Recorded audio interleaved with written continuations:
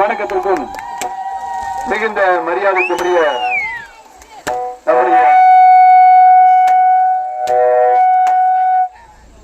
கட்சி திரு ஏசி சண்முகம் அவர் தலைமையில் புதிய நீதி கட்சி தலைமையில் பசுமன் தேசிய கழகம், மண்ணின் மைந்தர் கணேஷ் தேவர் அவர்கள் தலைமையில் தென்னாடு மக்கள் கட்சி, திரு செல்வகுமார் அவர்கள் தலைமையில் தமிழர் தேசம் கட்சி வீர முத்தேர சங்கம், திரு தேவநாதன் யாதவ் அவர்கள் தலைமையில் இந்திய மக்கள் கல்வி இயக்கம்.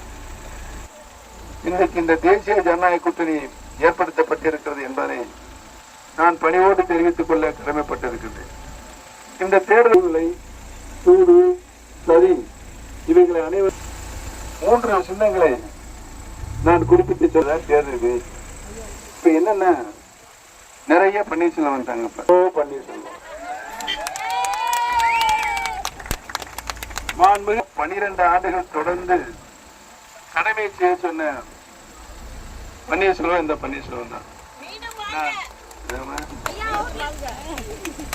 நான் பொருளாளர் என்ற பதவி அம்மா எனக்கு தருகின்ற பொழுது 2 கோடி ரூபாய் பற்றாக்குறை நிதியாக கட்சி நிதி இருந்தது.